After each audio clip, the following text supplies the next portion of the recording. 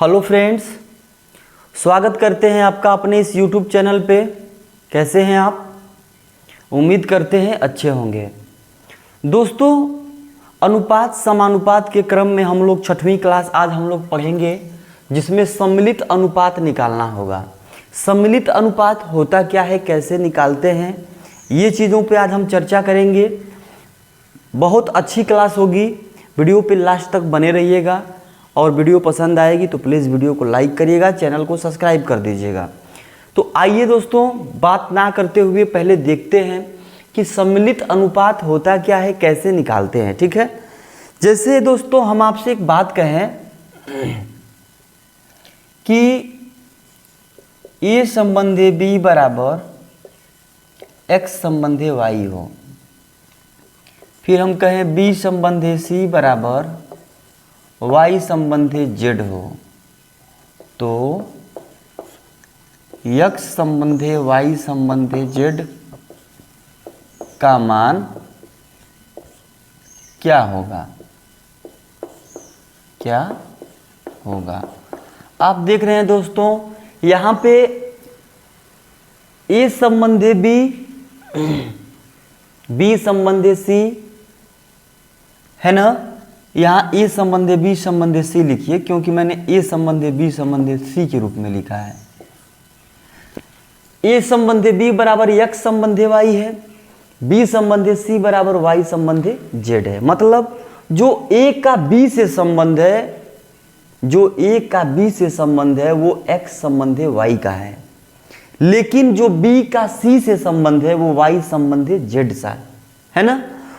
ऐसे क्वेश्चन में करते क्या है दोस्तों, यहाँ पे सम्मिलित, अब देखिए ए बी का अलग दिया था, बी सी का अलग दिया था, लेकिन ए बी सी तीनों का एक साथ पूछ लिया। इसी को हम बोलते हैं सम्मिलित अनुपात, एक साथ मिला के पूछ लिया। ठीक है, तो इसमें आप देख रहे हैं दोस्तों, ए संबंधी बी का मान लिखा था एक्स संबंधी वाई है ना, बी संबंधी सी का मान लिखा था वाई संबंधी जेड, लेकिन पूछा था ए संबंधी बी संबंधी सी का मान। इसका मान निकालने के लिए दोस्तों दो तरीका बता रहे हैं। अगर आपके साथ ए संबंधी बी संबंधी सी संबंधी डी संबंधी ई 5-6 अंकों तक चला जाता है, क्वेश्चन में ऐसे आते नहीं है सवाल बहुत ज़्यादा अंकों तक, लेकिन मैं आपको एक ऐसा तरीका बताऊंगा दोस्तों कि आपको उलझन नहीं होगी कि हमें किसका गुणा किस में करना है, समझेंगे। जैसे ए संबंधी बी संबंधी सी का मान अगर ज्ञात करना है तो आप क्या करेंगे, एक्स का गुणा करेंगे वाई में, एक्स का गुणा करेंगे वाई में। इसका जो संबंध होगा, इसका पहले का पहले में किया गुणा हमने, ध्यान दीजिएगा। फिर इसका जो संबंध होगा, इसका पहला इसका दूसरे में, यानी वाई गुणे वाई में, वाई गुणे वाई में, वाई गुणे वाई में। एक बार इसको करेंगे, फिर एक बार इसको, ये पहले नंबर पे, ये दूसरे नंबर पे, अब इसका गुणा इसमें तीसरे नंबर पे। यही इनके बीच का संबंध हो जाएगा वाई गुणे जेड। देख रहे हैं आप यहाँ पे, यानी एक्स वाई संबंधे वाई स्क्वायर संबंधे वाई जेड, ये इनका आपसी रेशियो होगा, जिसको हम लोग सम्मिलित अनुपात बोल सकते हैं। ऐसे ही मैं अगर आपसे बात करूं कि ए बराबर 2 संबंधे 3, ठीक है, बी बराबर 3 संबंधे 4, तो हम बोले आपसे 1 मिनट, ए संबंधे बी बराबर 2 संबंधे 3, बी संबंधे सी बराबर 3 संबंधे 4, तो कोई पूछे ए संबंधे बी संबंधे सी बराबर क्या होगा, तो हमने क्या बताया, इसका गुणा इसमें 2/3 6, 2 गुणे 3, इसका जो संबंध होगा इसका इससे होगा 3 तिरिक के 9, यानी 3 गुणे 3, फिर इसका जो संबंध होगा 4 का 3 से होगा 4/3 12, यानी 4 गुणे 3। अब इनके बीच का आप संबंध निकालेंगे, 2/3 6 संबंधे 3 तिरिक के 9 संबंधे 4/3 12 है ना, 4/3 12। तो दोस्तों ये तरीका आपको किताबों में मिलेगा हर जगह। मैं अब जो आपको तरीका बताने जा रहा हूँ वो तरीका आप कहीं सुने देखे नहीं होंगे, भले ही कहीं सुने हों। देखिए ये अब मैं जो तरीका बताऊंगा, इससे अगर आपके सामने ए संबंधे बी, बी संबंधे सी, सी संबंधे डी, डी संबंधे ई, ढेर सारे मान दिए हों, आप एक बार में कैसे इसका आंसर निकालेंगे, ये चीज़ हम आपसे चर्चा करेंगे। जैसे इसी का हम लोगों ने संबंध निकाला तो ये आया, इसको हम लोग छोटा भी कर सकते हैं। 3 से काटेंगे, 3 दूना 6, 3 त्रिके 9, 3 चौको 12, 2 संबंधे 3 संबंधे 4। वैसे भी दोस्तों हम आपसे एक बात बता दें, जब पहले का लास्ट वाला और दूसरे संबंध का पहला सेम होता है तो आप सीधे सीधे इसको एक बार लिख सकते हैं, 2 संबंधे 3 संबंधे 4, ये आंसर हो जाएगा। दूसरी चीज़, अगर मैं आपसे बात करूं कि x संबंधे y बराबर 3 संबंधे 5, फिर मैं बात करूं y संबंधे z बराबर 5 संबंधे 7, तो हमने क्या बताया, इसका लास्ट वाला इसका पहले वाला अगर सेम हो तो सीधे सीधे इन सब के बीच का x संबंधे y संबंधे z निकालना हो सम्मिलित अनुपात, तो लिख सकते हैं 3 संबंधे 5 दोनों में है तो 5 एक ही बार लिख देंगे और ये 7, ये आपका आंसर हो जाएगा। लेकिन अब मैं जिस तरीके की बात कर रहा था, जो मैं तरीका बताने जा रहा हूँ, उसको आप ध्यान से सुनेंगे। जैसे मैं आपसे बात करूँ कि a संबंधे b बराबर लिखा है 1 संबंधे 2, ठीक है। b संबंधे c की मैं बात करूं तो लिखा है 1 संबंधे 4, ठीक। c संबंधे d की बात करूं लिखा है 2 संबंधे 3। ध्यान से समझेंगे आप, हमने यहाँ 1 2 3 रूप में मान रखा। अब मैं इनका सम्मिलित अनुपात अगर पूछ दूंगा कि a संबंधे b संबंधे c संबंधे d बताइए, AB का संबंध अलग है, BC का अलग है, CD का अलग है, सबका अगर एक साथ सम्मिलित अनुपात निकालना हो तो आप क्या करेंगे, ध्यान से सुनेंगे। मैं जो तरीका बताने जा रहा हूँ आप ध्यान से सुनेंगे। दावा करते हैं कभी भी ये क्वेश्चन आपको भूलेगा नहीं। ए संबंधे बी संबंधे सी संबंधे डी, मैंने इतना बड़ा पूछ लिया, चारों का एक साथ सम्मिलित अनुपात करेंगे क्या, ए संबंधे बी दिया है ना, इसी के सामने 1 संबंधे 2 लिखेंगे, 1 संबंधे 2, 1 संबंधे 2, यही तो दिया है ए संबंधे बी का मान, इसी के नीचे लिख देंगे।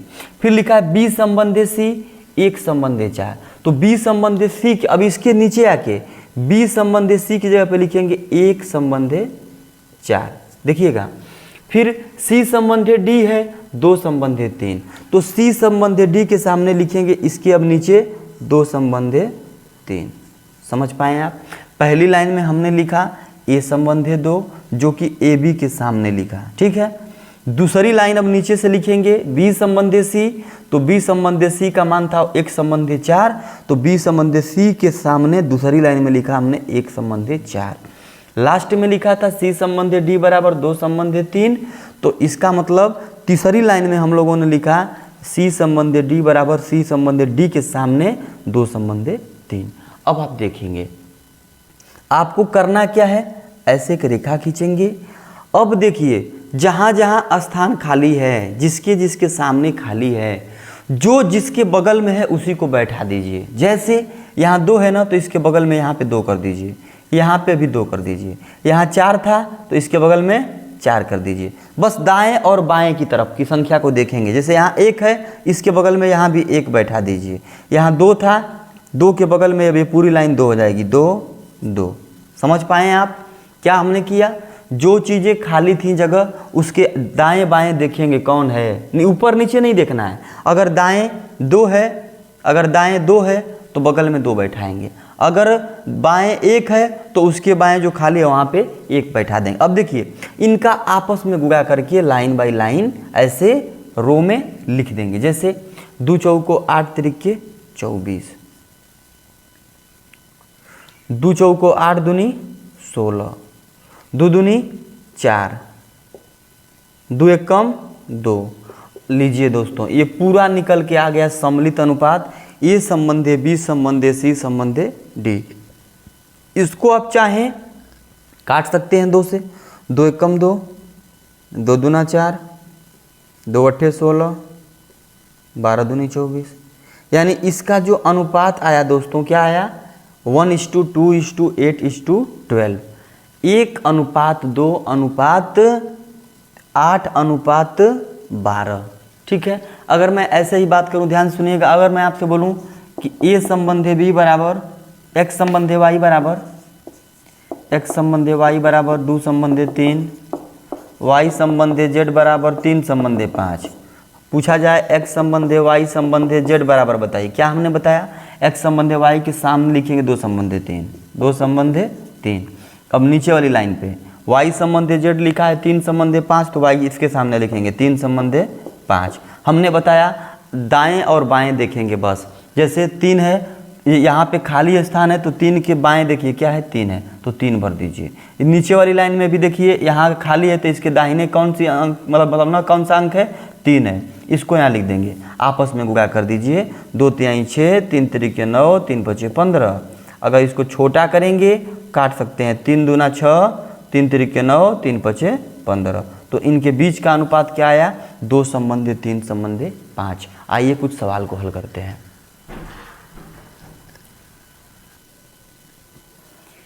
आइए दोस्तों देखते हैं, ये सवाल दिया है कि x संबंध y बराबर 1 संबंध 2, y संबंध z बराबर 3 संबंध 2, तो x संबंध y संबंध z का मान बताइए। हमने क्या बोला, आप लिखेंगे जो मान पूछेगा x संबंध y संबंध z निकालना है। x संबंध y का मान 1 संबंध 2, इसी के सामने लिखेंगे 1 संबंध 2। y संबंध z का मान दिया है 3 संबंध 2, तो इसी के सामने y संबंध z यानी 3 संबंध 2। जो दूसरी बात बोल रहा है दूसरी लाइन में, ठीक है। अब क्या करेंगे, दाएं बाएं बस देखेंगे, सिर्फ दाएं और बाएं, ऊपर नीचे नहीं, दाएं बाएं। ये वाला खाली है, ये वाला खाली है, तो जो खाली है इसके देखिए दाएं में तो कुछ नहीं है, बाएं में 2 है, तो 2 लिख देंगे। यहाँ देखेंगे खाली है, दाएं में बाएं में कुछ नहीं है, दाएं में 3 है, तो 3 लिख देंगे। आपस में गुणा, 3 एक कम 3, 2 तिहाई 6, और ये 2 दूना 4। इसको आप देखेंगे कहीं से कटने लायक नहीं है, तो इनका अनुपात निकल के आया, x संबंध y संबंध z का अनुपात निकल के आया 3 संबंध 6 संबंध 4। ऐसे ही नीचे वाला सवाल है, a संबंध b बराबर लिखा है 1 संबंध 5, b संबंध c दिया है, c संबंध d दिया है, a b c d एक साथ सम्मिलित अनुपात निकालना है ना। तो a संबंध b संबंध c संबंध d का मान जब निकालेंगे तो a संबंध b देखेंगे क्या है, 1 संबंध 5, तो इसके सामने लिखेंगे 1 संबंध 5। b संबंध c दूसरी बात कह रहा है 3 संबंध 4, तो दूसरी लाइन में b संबंध c के सामने लिखेंगे 3 संबंध 4। c संबंध d के सामने 2 संबंध 3, c संबंध d, c d 2 संबंध 3। हमने क्या कहा, बस दाएं बाएं देखेंगे, दाएं बाएं में जो भी स्थान खाली होंगे उनको दाएं और बाएं के अंकों से भर देंगे। जैसे यहाँ पे खाली है, यहाँ पे खाली है, ये खाली है, ये खाली, सारी लाइन को भरना हमको है। तो यहाँ भरने के लिए दाएं कुछ नहीं है, बाएं में 5 है, तो 5, ये भी 5। यहाँ 4 है, यहाँ कुछ नहीं है, तो इधर बाएं से ले लेंगे 4 को, 4 भर देंगे, ठीक है। वैसे ही यहाँ 3 है, इसके बगल में कुछ नहीं, 3 भर देंगे। यहाँ 2 है तो 2, 2, ठीक। दाएं देखेंगे और बाएं देखेंगे, जिधर संख्या रहेगी वही संख्या अगल बगल में जो गैप रहेगा भर देंगे। अब क्या करेंगे, गुणा कर दीजिए, 3 एकम 3, 3 दूनी 6, 5 तिहाई 15 दूना 30, 5 चौको 20 दूनी 40, 5 चौको 20 तिहाई 60, है ना। अब इसको आप काट सकते हैं, अगर 6 से काटेंगे 6 कम 6, 6 पचे 30, 40 नहीं कटेगा, 60 का। चलिए 2 से काटते हैं, 2 तिहाई 6, 15 दूना 30, 20 दूना 40, 30 दूना 60। ये दोस्तों इनका अनुपात आ गया, ठीक है। तो इसमें सम्मिलित अनुपात ऐसे ही निकालना आता है, इसमें कुछ कठिन नहीं है। चलिए एक सवाल थोड़ा सा अलग लेते हैं। आइए दोस्तों, ये सवाल थोड़ा सा अलग हम लोग लिए। इसमें लिखा है x संबंधी, यहाँ पे लिखा है x बराबर 1/3y। अगर देखा जाए x बराबर 1/3y, अगर y को दोस्तों हम x की तरफ लेके आएंगे तो x बटे ये गुणे में इसके साथ है भाग में हो जाएगा, y बराबर 1/3। इसका मतलब क्या निकल के आया कि x संबंध y बराबर 1 संबंध 3, है ना। ऐसे इसको देखते हैं, y बराबर लिखा है 1/2z, जेड को इधर लेके आएंगे तो बटे में हो जाएगा वाई बटे जेड बराबर 1/2। इसका मतलब y संबंधी z बराबर 1/2 है ना। अब हमसे पूछा है x संबंधी y संबंधी z बताइए। हमने क्या बताया, x संबंधी y के सामने लिखेंगे 1/3। ऐसे y संबंधी z है, एक z है 1/2, y संबंधी z के सामने 1/2। हमने क्या बोला, अगल बगल ऊपर नीचे नहीं देखना है, दाएं बाएं देखना है। ये खाली है, इसके दाएं कुछ नहीं है, बाएं 3 है, 3 भर देंगे। यहाँ 1 है, दाएं दाएं तो 2 है लेकिन बाएं वाला खाली है, तो जहाँ खाली है इसके बगल में क्या है 1 है, तो यहाँ पे क्या लिख देंगे 1 लिख देंगे। गुणा करेंगे 1 1 कम 1, 3 1 कम 3, 3 दूना 6। तो ये इनका सम्मिलित अनुपात हो गया 1/3/6। तो आज की वीडियो में दोस्तों सिर्फ इतना ही। इस वीडियो में उम्मीद करते हैं आपको बहुत पसंद आया होगा। जब भी आपके सामने ऐसे सवाल आते हैं, आप जो भी पूछा जाएगा उसको लिखेंगे, जो मान दिया है उसके सामने लिखते जाएंगे, जो गैप है उसके दाएं बाएं जो भी रहेगी संख्या लेके भर देंगे, गुणा करेंगे आपस में, वही आपका आंसर होगा। ठीक है, तो अब मिलते हैं हम लोग अगले वीडियो में। तब तक के लिए जय हिंद दोस्तों।